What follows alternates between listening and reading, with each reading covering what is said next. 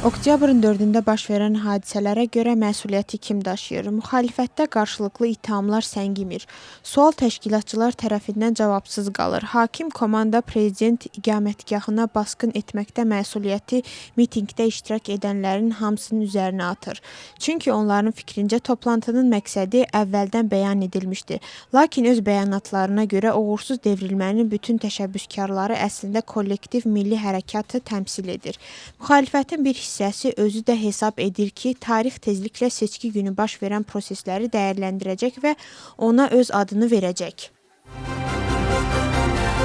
Federalistlərin lideri Tamar Çerqoleyşvili dindirilməyə çağırılıb. O, bu barədə sosial şəbəkələrdə məlumat yayıb. Söhbət onun oktyabrın 4-də Baço Axalayya ilə görüşləri barədə verdiyi bəyanatdan gedir. Federalistlərin liderlərinin sözlərinə görə oktyabrın 4-də Baço Axalayyanın evinə görüşlər keçirilib və bu fakt milli hərəkatda mübahisələrə səbəb olub. Üstəlik bu mövzuda Mikhail Saakashvili ilə ünsiyyət olub. Hakim komandada məsələni dəyərləndirir və Tamar Çerqoleyşvilinin yaydığı məlumatın onlar üçün xəbər olmadığını bildirir.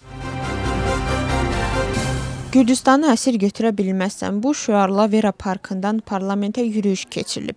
Nümayiş iştirakçıları yeni seçkilərin təyin edilməsini və etiraz aksiyaları zamanı saxlanılanların azad edilməsini tələb ediblər. Nümayiş iştirakçıları nümayiş tamaşa zamanı zolaqlı paltar geyinib. Bununla da onların sözlərinə görə məhbuslara dəstək ifadə ediblər. Nümayiş iştirakçıları həmçinin tikanlı məftillər bağlayıb, həmçinin həbsxanada olan vətəndaşların müraciətlərindən konkret parçalar oxuyub, onlara dəstək olduqlarını bildiriblər. Gürcüstan parlamentinin sədri Estoniya Xarici İşlər Nazirinin bəyanatına cavab verir və deyir ki, bu şəxs Gürcüstanda ayı bayrağı ilə silahlanmış hökuməti ölkə parlamentinin qarşısında devirirmiş.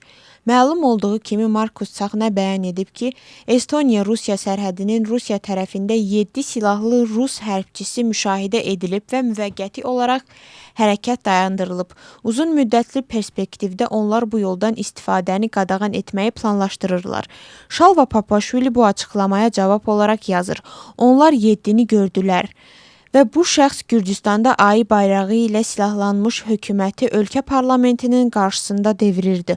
Onlar devirə bilməyəndə isə 3 qat olimpiya çempionu elan etdi. Belə ki, onun ölkəsinin olimpiya komandasının son 20 il ərzində qazandığı qızıl medallara nisbətən daha çox qızıl medal qazandı. Hər halda bilməliyik müasir Avropanı kim idarə edir? Şalva Papaşvili yazır. Şalva Papaşvili Macaristanın baş nazirinin bəyanatına da cavab verib və diqqəti bəyanatın Macar liderinin Brüsselin müharibə planına qarşı petisiya kompaniyasına başlamasından danışdığı hissəsinə yönəldib. Parlamentin sədri əmindir ki, Tbilisi küçələrində baş verən hadisələrin arxasında Brüssel dayanır. Əsas qanunverici bəyanatına hakim komandada cavab verir. Onlar deyirlər ki, Brüsselin son vaxtlar real funksiyasını itirib, cəza təşkilatına çevrilib. Həmas 20 girovu İsrailə təhvil verib. Qruplaşma girovları 2 mərhələdə azad edib. Qalan 13 nəfər isə hazırda ailələrinə qaytarılır. Beynəlxalq Qızıl Xaç Komitəsi prosesdə iştirak edir. Bir neçə dəqiqə əvvəl Donald Trump İsrailə gəlib və onu hava limanında Benyamin Netanyahu qarşılayıb. Məhz onun təqdim etdiyi 20 bəndlik sülh planı çərçivəsində tərəflər razılığa gəliblər. Polis bir nəfəri qəsdən sağlamlığa yüngül xəsarət yetirmə və qanunsuz olaraq odlu silah almaq, saxlamaq və gəzdirmək ittihamı ilə isti izlərlə həbs edib. İstintaq zamanı müəyyən edilib ki, təqsirləndirilən şəxs Batumi şəhərində məişət məsələsində yaranmış münaqişə zəminində özünü aşağı oynaq nahiyəsindən bıçaqlayıb və ölkədən qaçmaq niyyəti ilə Sarpi sərhəd keçid məntəqəsinə istiqamətində hadisə yerindən qaçıb. Cinayət 7 ilə qədər həbsi nəzərdə tutur.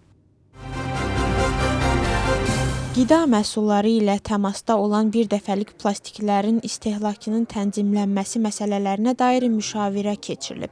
Ətraf mühitin mühafizəsi və kəndin təsərrüfatı Nazirliyindən biznes sektorunun nümayəndələri ilə müzakirə aparılıb. Məqsəd maraqlı tərəflər üçün qida ilə təmas üçün nəzərdə tutulan plastik məhsulların tənzimlənməsi məsələsini müzakirə etmək idi.